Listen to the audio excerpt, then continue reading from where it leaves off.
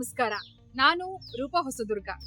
ಒಬ್ಬ ವ್ಯಕ್ತಿಯ ಬೆಲೆ ಎಷ್ಟು ಅಂತ ತಿಳ್ಕೋಬೇಕು ಅಂತ ಹೇಳಿದ್ರೆ ನೀವ್ ಈ ಕಥೆಯನ್ನ ಕೇಳಲೇಬೇಕು. ಒಬ್ಬ ಹುಡುಗ ಇರ್ತಾನೆ.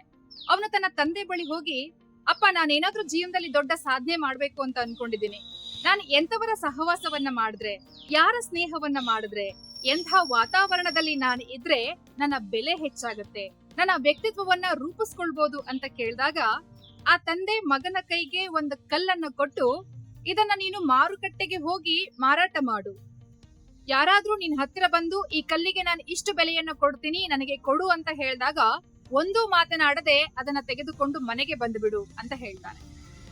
ಆಗ ಒಬ್ಬ ಮಹಿಳೆ ಬಂದು, ಈ ಕಲ್ಲು ನೋಡೋದಕ್ಕೆ ಬಹಳ ಚೆನ್ನಾಗಿದೆ, ಇದಕ್ಕೆ ನಾನು 200 ರೂಪಾಯಿಯನ್ನ ಕೊಡ್ತೀನಿ ಅಂತ ಹೇಳಿದಾಗ ಆ ಹುಡುಗ ಏನೂ ಮಾತನಾಡದೆ ಆ ಕಲ್ಲನ್ನ ತೆಗೆದುಕೊಂಡು ಹೋಗಿ ತಂದೆಯ ಕೈಲಿಟ್ಟು, ಅಪ್ಪ, ಇದರ ಬೆಲೆ 200 ರೂಪಾಯಿ, ಆ ಮಹಿಳೆ ಮಾತನಾಡಿದ್ದು 200 ರೂಪಾಯಿಗೆ ಅಂತ ಹೇಳ್ತಾನೆ.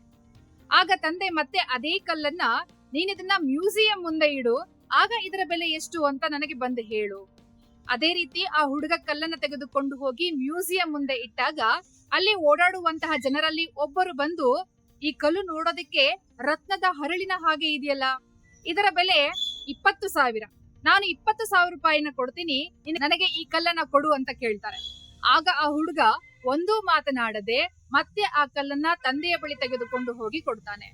ತಂದೆಗೆ ಹೇಳ್ತಾನೆ, ಅಪ್ಪ, ಇದನ್ನ ಮ್ಯೂಸಿಯಂ ಮುಂದೆ ಇಟ್ಟಾಗ ಅದರ ಬೆಲೆ 20,000 ರೂಪಾಯಿ ಆಯ್ತು.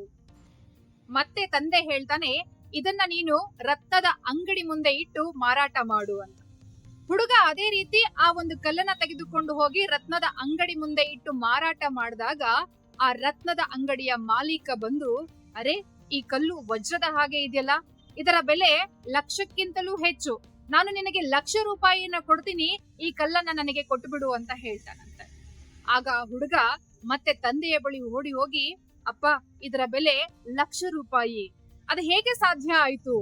ಪ್ರತಿ ಸಲವೂ ಕೂಡ ಮಾರಾಟಕ್ಕೆ ಇಟ್ಟಾಗ ಇದರ ಬೆಲೆ ಹೆಚ್ಚಾಯ್ತೆ ಹೊರತು ಕಮ್ಮಿ ಆಗ್ಲಿಲ್ಲ, ಇದು ಹೇಗೆ ಸಾಧ್ಯ ಆಯ್ತು ಅಂತ ತಂದೆಯ ಬಳಿ ಕೇಳಿದಾಗ ತಂದೆ ಹೇಳ್ತಾನೆ, ಒಂದು ಕಲ್ಲು ತಾನು ಎಲ್ಲಿ ಮಾರಾಟ ಆಗಬೇಕೋ ಅಲ್ಲಿ ಮಾರಾಟ ಆದ್ರೆ ಅದರ ಬೆಲೆ ಹೆಚ್ಚಾಗತ್ತೆ.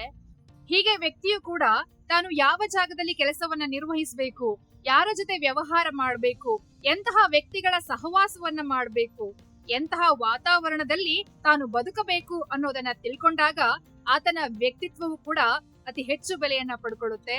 ಆ ವ್ಯಕ್ತಿಯು ಸಮಾಜದಲ್ಲಿ ಗೌರವಕ್ಕೆ ಪಾತ್ರನಾಗ್ತಾನೆ ಅನ್ನೋದನ್ನ ಈ ಒಂದು ಉದಾಹರಣೆ ಮೂಲಕ ತಿಳ್ಕೊಳ್ಬಹುದಾಗಿದೆ. ನಮಸ್ಕಾರ.